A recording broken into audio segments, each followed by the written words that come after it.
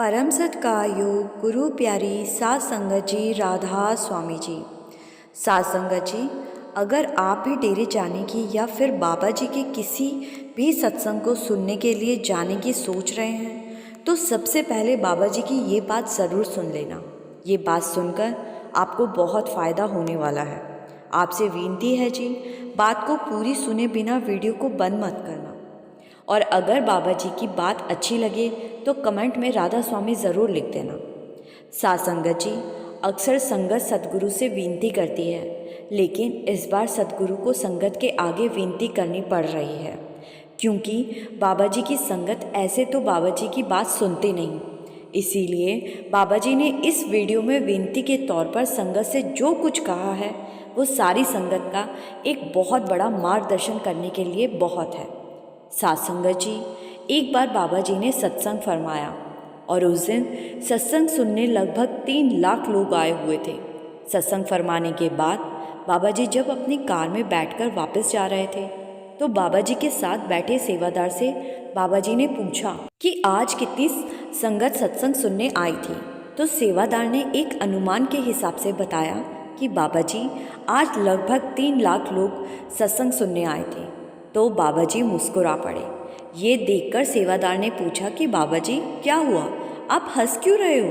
तो बाबा जी ने कहा, भाई तूने ठीक से हिसाब नहीं लगाया। तो सेवादार कहने लगा कि नहीं बाबा जी, मेरा हिसाब बिल्कुल सही है। लगभग 3 लाख लोग आज पंडाल में सत्संग सुन रहे थे। तो बाबा जी ने कहा, भाई मैं भी तो स्टेज पर जब सत्संग फरमा रहा था तो सबको देख रहा था, मुझे तो 300 लोग भी पूरे नहीं दिखे। तो ये सुनकर सेवादार हैरान रह गया और पूछने लगा कि बाबा जी, मैं आपका मतलब नहीं समझा। तो बाबा जी ने कहा कि 3 लाख शरीर ज़रूर पंडाल में बैठे थे, लेकिन दिमाग 300 का भी पंडाल में नहीं था। ये सुनकर सेवादार कहने लगा कि बाबा जी, मैं समझ नहीं पाया कि इस बात का क्या मतलब है। तो बाबा जी ने बताया कि बैठे तो 3 लाख लोग थे, लेकिन सब के सब दुनिया की सैर कर रहे थे। कुछ संगत को छोड़कर किसी का भी दिमाग सत्संग सुनने में नहीं था।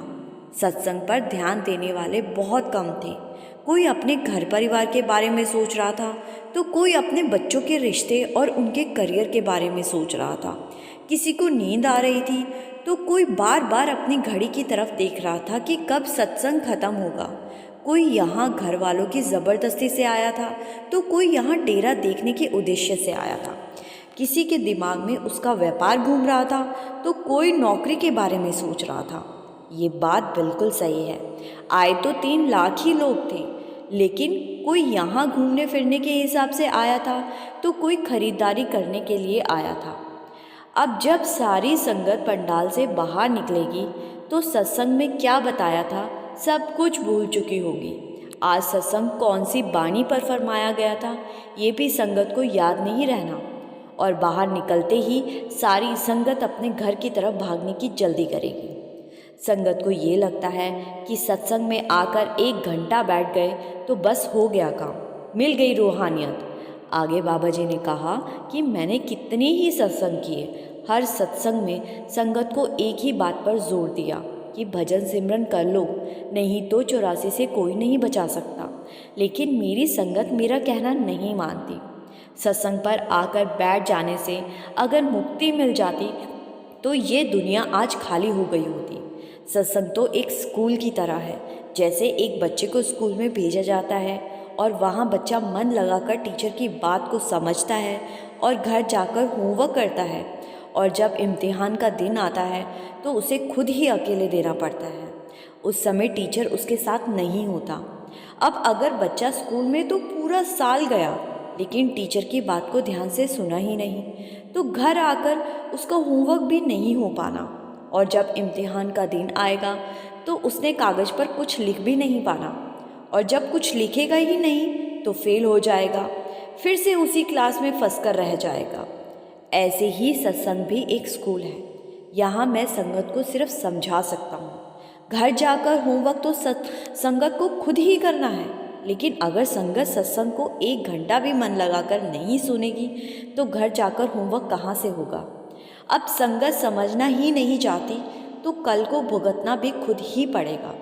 ये सुनकर सेवादार की आंखें भी झुक गई और वो कहने लगा कि बाबा जी, मुझसे भी भजन सिमरन नहीं होता, लेकिन मेरी सेवा बहुत है, मुझे माफ़ कर देना।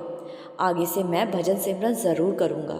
तो बाबा जी ने सेवादार को समझाया कि भाई, भजन सिमरन कर लोगे तो तुम्हारा ही फ़ायदा होगा, नहीं तो बार बार आते रहोगे और जाते रहोगे। 84 लाख जोनियों के बाद मिलता है ये इंसानी जामा। मालिक ने इतनी कृपा करके इंसानी जामा दिया है, लेकिन हम इसको फालतू के कामों में व्यर्थ कर रहे हैं। इस बार ना निकल सके तो लाखों साल बाद फिर ये मौका मिलेगा। बाबा जी ने आगे कहा कि अगर एक जोनी में सिर्फ 1 साल भी काटना पड़ता है ना, तो ये इंसानी जामा 84 लाख साल के बाद वो मालिक दोबारा देता है और हम इसको बेकार के कामों में ज़ाया कर देते हैं। बाबा जी की बातें सुनकर सेवादार की आंखों से झरझर आंसू बह निकले और उससे बाबा जी से दोबारा माफ़ी मांगते हुए कहा, हर रोज़ भजन सिमरन करने का वचन दिया। साध संगत जी, सद्गुरु का काम होता है सत्संग के माध्यम से हमारे दिमाग को समझाना, हमें मालिक की बंदगी करने के लिए प्रेरित करना। और बाबा जी इतने सारे सत्संग देश और विदेश में सिर्फ संगत के लिए ही करते हैं, उन्हें तो कोई ज़रूरत ही नहीं है इन सब की, लेकिन फिर भी बाबा जी इतने सत्संग फरमाते हैं जिससे कि उनकी संगत समझ सके। लेकिन हम लोग 1 घंटे के सत्संग को भी मन लगाकर नहीं सुनते। हमारा मन भटकने लगता है और हमें दुनियावी चीज़ों की ओर ले जाता है। मन तो चाहता ही यही है कि हम भटकते रहें। एक छोटा सा वाक्य आप सभी से शेयर करती हूँ। एक सत्संगी अपने घर से सत्संग घर की ओर निकला और रास्ते में कीचड़ में गिर गया, तो दोबारा घर आया और कपड़े बदलकर फिर से सत्संग सुनने चल पड़ा। इस बार फिर से गिर पड़ा, फिर घर आया, कपड़े बदले और दोबारा चल पड़ा। तीसरी बार फिर यही हुआ। अब चौथी बार जब सत्संग घर की ओर जाने लगा तो साथ साथ एक और इंसान चलने लगा। तो जब सत्संग घर पहुंच गए तो सत्संगी अंदर जाने लगा, लेकिन वो साथ चलने वाला वहीं रुक गया। तो सत्संगी ने पूछा कि भाई, आप क्यों नहीं अंदर आ रहे? तो वो कहने लगा कि मैं ऐसी जगहों पर नहीं जाता, मैं काल हूँ। 3 बार मैंने ही तुम्हें गिराया था, लेकिन पहली बार जब तुम कपड़े बदल के फिर से सत्संग जाने लगे तो मालिक ने तुम्हारे थोड़े से कर्म काट दिए। दूसरी बार भी जब तू फिर से जाने लगे तो मालिक ने फिर तुम्हारे थोड़े और कर्म काट दिए। अब चौथी बार मैं खुद तुझे यहाँ छोड़कर आया। इस बार तुझे गिराता तो तू फिर सत्संग की ओर जाता और इस बार तेरे सारे कर्म ही मालिक ने काट देने थे, इसीलिए इस बार मैंने तुझे नहीं गिराया। साध संगत जी, कहने का मतलब ये है कि रूहानियत के रास्ते जब जीव चलता है तो काल बार बार रुकावट बनता है।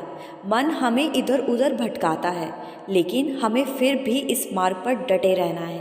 एक दिन मन अपने आप समझ जाएगा और हमें भटकाना बंद कर देगा। साध संगत जी, आशा करती हूँ बाबा जी की बात आपको एक बड़ी सीख ज़रूर देगी।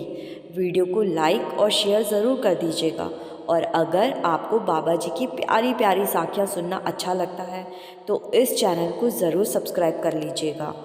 इस चैनल पर हम हर रोज़ बाबा जी की प्यारी प्यारी साखियाँ, बाबा जी के सत्संग और सवाल जवाब अपलोड करते हैं। इसी के साथ आपसे आज विदा लेती हूँ। गुरु प्यारी साध संगत जी, राधा स्वामी जी।